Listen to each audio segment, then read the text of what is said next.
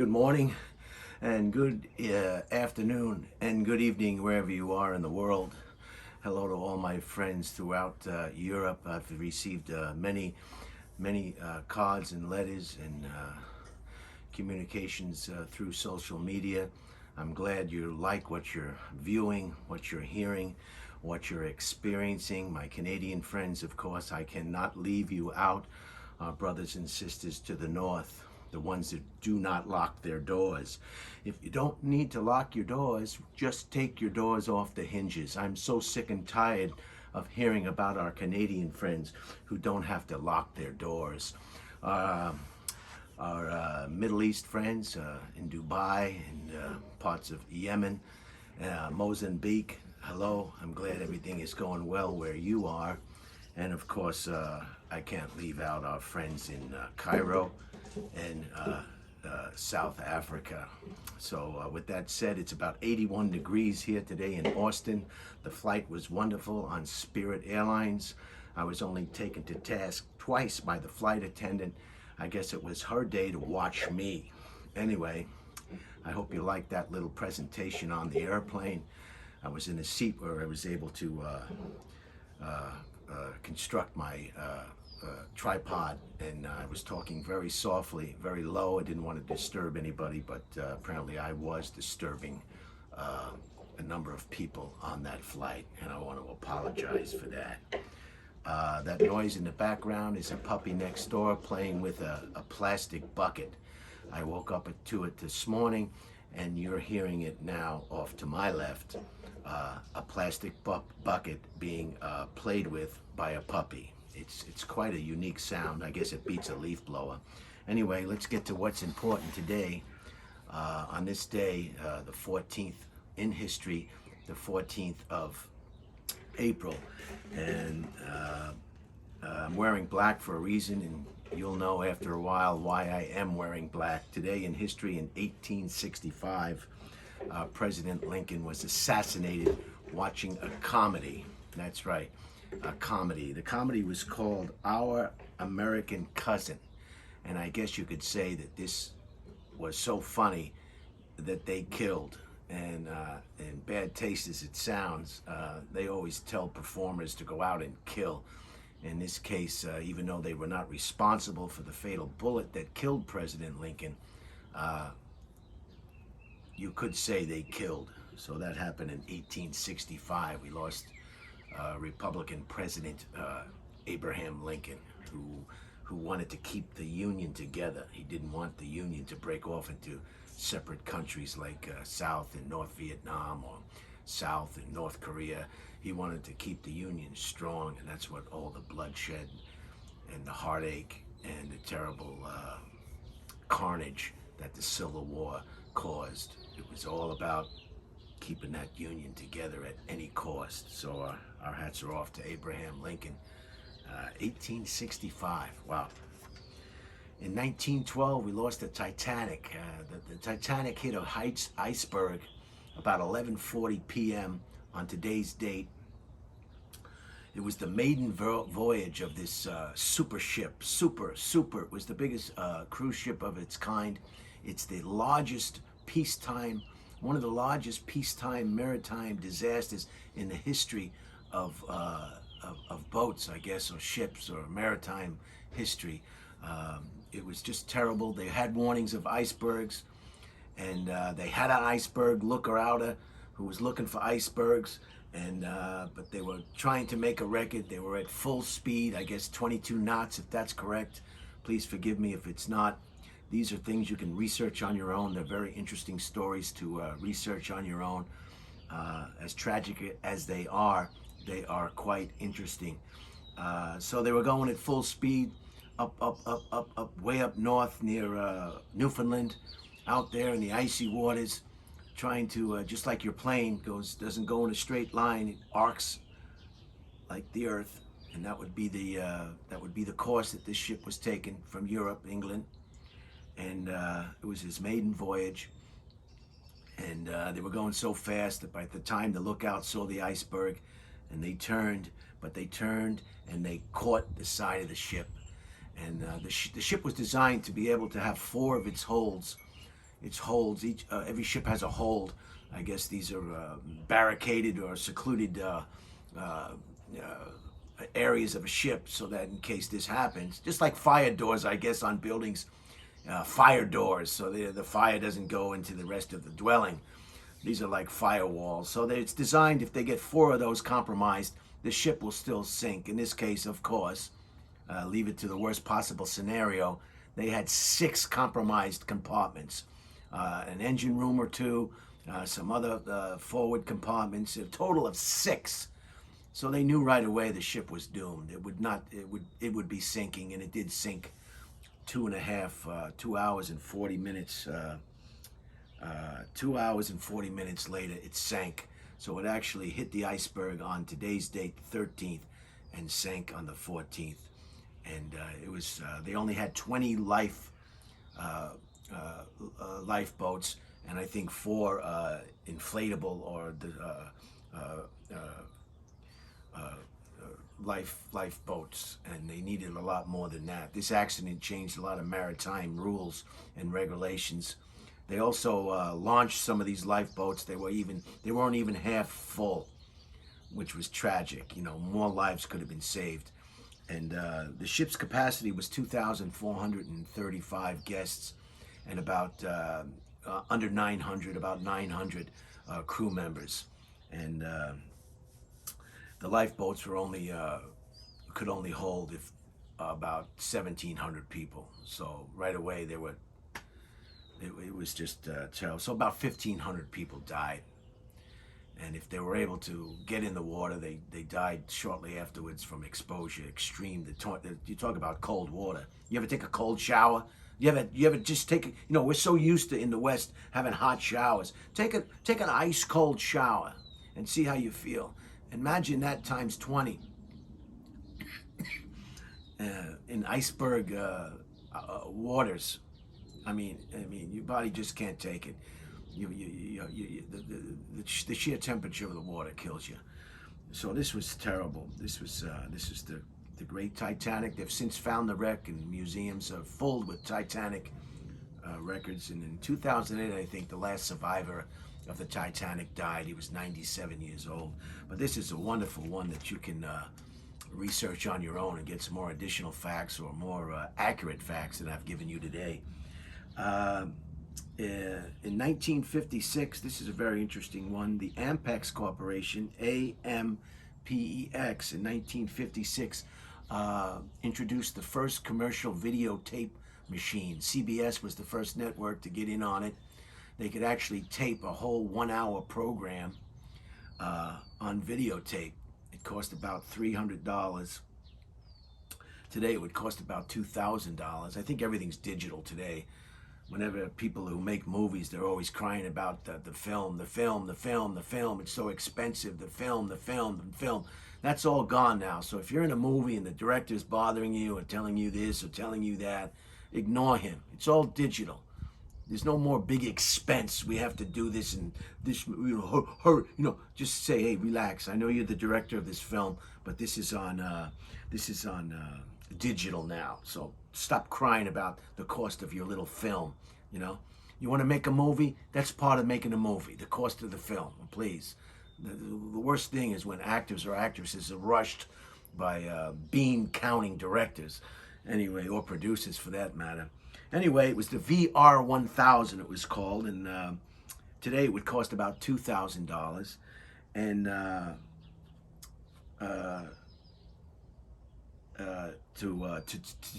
to tape an hour show would cost about $2,000 today.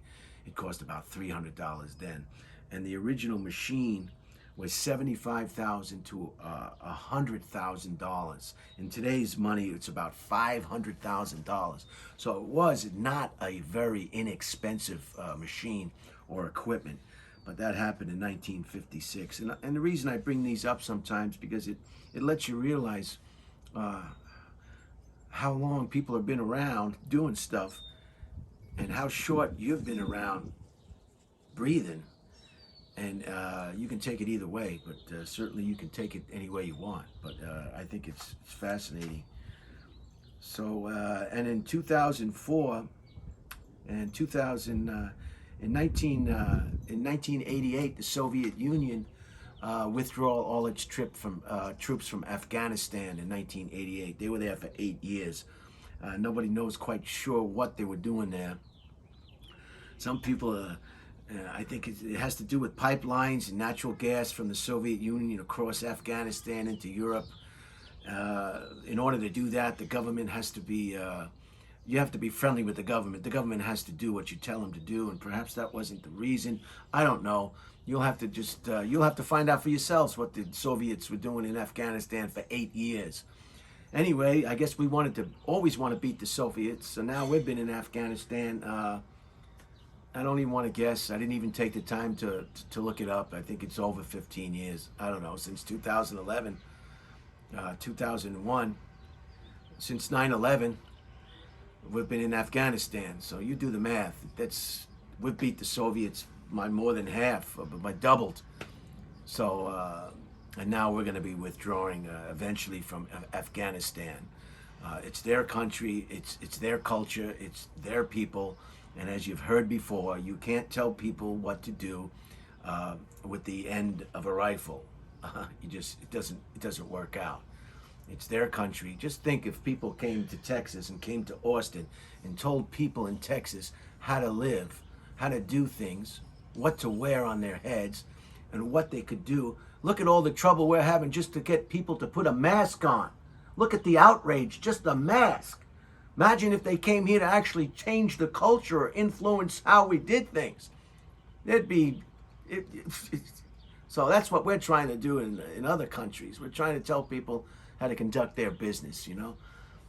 Before a family goes to the Caribbean on a vacation, they fixed a hole in the roof at home. You wouldn't go on a vacation to the Caribbean if you had a gaping hole in the living room of your private residence, would you? You'd fix that gaping hole. You'd spend the money on that gaping hole before you'd go to the Caribbean on a week-long junket. So think about it if you want. You don't got to think about it if you don't want to. I'm just laying it out there. So the Soviet Union leaves Afghanistan today, 1988. Wow.